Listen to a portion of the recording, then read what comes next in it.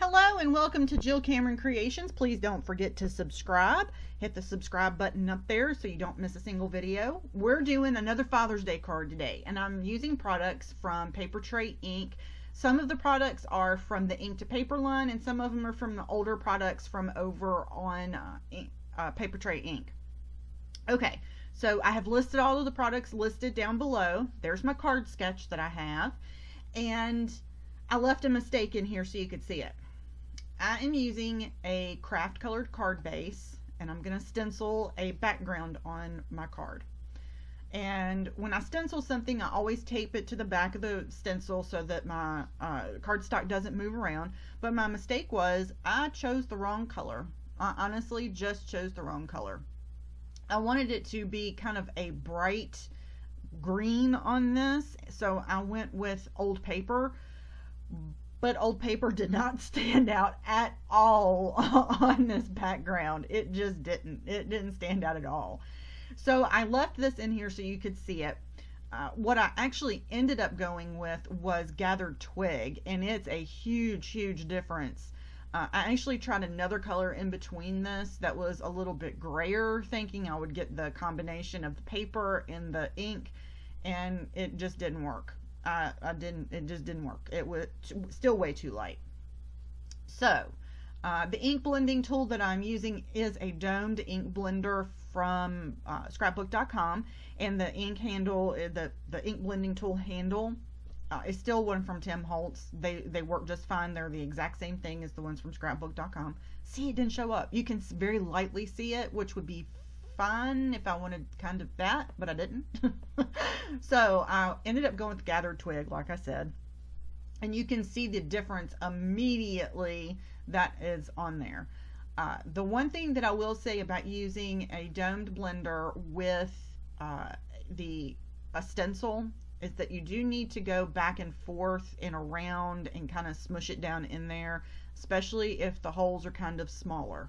That way, especially if you have like a triangle like I'm using right now, is the domed ink blending tool doesn't necessarily get in those corners of smaller stenciled elements. So I really have to go back and forth and up and down in a circle to make sure that I get those in there. And I think if you used one of the like makeup style brushes, it wouldn't be as necessarily as hard, but I don't like those. I just don't have good results with those. So I still like my domed blending tool. You just need to work it a little bit more and be sure that you clean off your stencil. Okay. Next, I'm going to go ahead and stamp my sentiments on my background panel, and I'm stamping these directly on my background panel over top of my stenciling that I just did. And I have a couple of different sets, and they're included below in the description, that are just strictly stripped Father's Day sentiments. All of them say Happy Father's Day, every single one of them. And they come from a couple different sets. One set in particular, I'm sorry.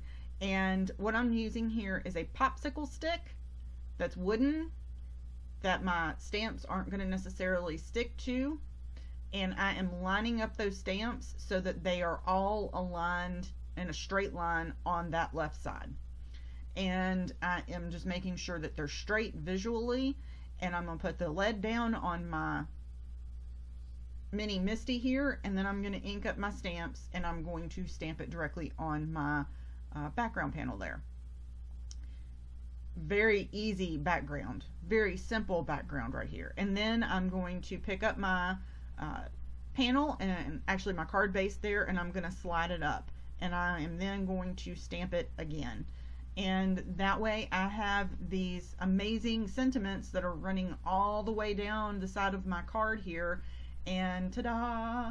Don't forget that if you're going to do this and the paper needs to hang out of the Misty, at least open the card base so it's not thick on that side, and that way there's not a whole lot of resistance, and it's not going to bend your paper and you're not going to see it. I'm using dark green ink here for this. The color combination and the card sketch that I use are over on the blog, so it'll be linked below for the blog post, so you can see that and grab your card sketch in your color combination for this. I'm using the same card sketch for 4 different cards, so you can see how to vary a card sketch, or you can see how to get inspired by a card sketch and not necessarily use it strictly as it is displayed, kind of thing. And I have 2 different color combinations. Say that 5 times fast.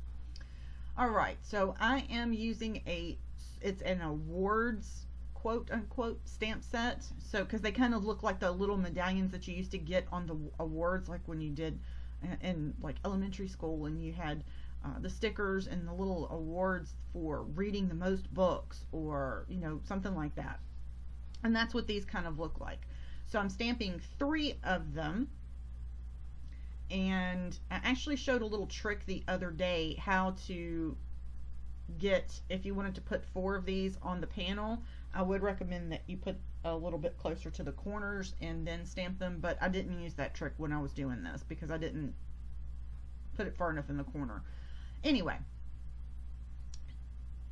if you wanted to put all 4 of these on the same piece of cardstock, then you would put that circle a little bit further up in the corner and flip the cardstock over after you've stamped it twice.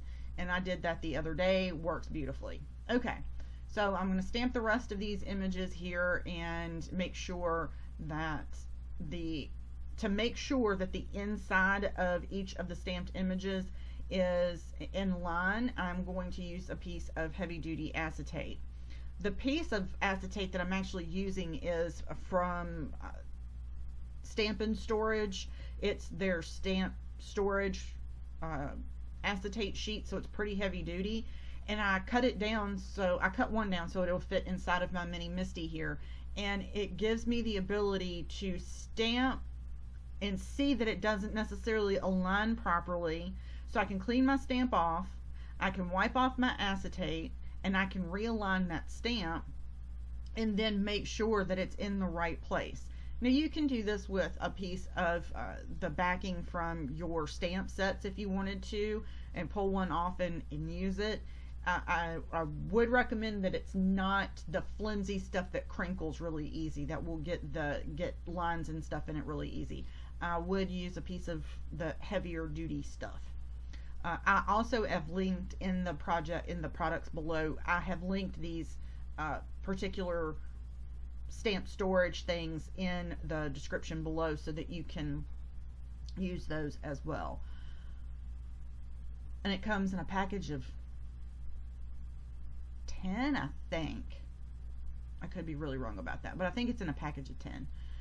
Anyway, now I stamped this originally in the top corner of my paper, and so I really messed that up when I stuck my other piece of paper in here. It just did not stamp correctly for whatever reason, and it is what it is. Okay, so I went ahead and stamped that again, and then I'm going to come up with 3 of those. To stamp the sentiments in each of these, I am not using my mini Misty. I'm going to stamp these on my acrylic blocks, and I am using a couple of different words here. One of them is hero, one of them is dad, and one of them is the best. And I'm not worried about whether or not they go inside or outside of the lines. I'm making sure that they are pretty centered visually as much as I can and straight as much as I can. And then and if you've noticed, I've progressively gotten darker with my inks. So the circle on the outside is the lightest color, and then the word is the darkest color. And I'm using Altenew inks, and they are the orange ones. It's some of the original, I believe, colors that Altenew came out with: Firebrick, Autumn Blaze, and Orange Cream. So they're not brand new colors or anything like that. They've been out for a while, but of course I've linked those as well. And really simple card. Now, I did not have coordinating dies for the circles, so I took the closest circle die from my Hero Arts nested dies of circles that I had, and I taped them around the edge here, and then I am going to run those through my die cutting machine. And I use a Spellbinders Platinum 6 die cutting machine. It's over here off to my right, and it's a torturous process to pick that up and bring it into frame every single time that I die cut something. So sorry about that it's off to the side there. I use washi tape to hold down my dies. I have never had good luck with magnetic boards or platforms or anything like that. I just have never had really good luck with them. The one thing that I have really enjoyed about my Platinum 6 is I haven't had to use like a metal shim to get really detailed dies to work. I had to a whole lot with my Big Shot that I had, and I still have my Big Shot, but I really had to use my metal shim a lot with that machine to get my detailed dies to work. But my Platinum 6, I don't have to. I might have to add like a little piece of paper in the middle of a die, and that's mainly because my plate might be warped. That's it, but the rest of it works just fine. But like in the slap center of it, it's a little bit off, and I have really enjoyed my Platinum 6, and I highly recommend a Platinum 6. Okay, so here I am going to pop up these circles here, and I'm going to let them run off the edge of the card a little bit and then trim them off so it's not, quote, perfect. And that gives a little bit more pizzazz to the card here, especially since we're not really adding any other visual elements to the card. So here's our second Father's Day card. I was getting ready to say birthday card, but it's Father's Day card. And I hope you have enjoyed it. Don't forget to head over to the blog so that you can get your card sketch and your color combination. And this is a really odd color combination for me, because you know me, I'm very much purple and pink and blues, and yeah, this is way different. So here it is. Don't forget to hit subscribe so you don't miss any of my videos as well. And thanks so much for joining me today. I hope you have enjoyed this Father's Day card, and here it is finished.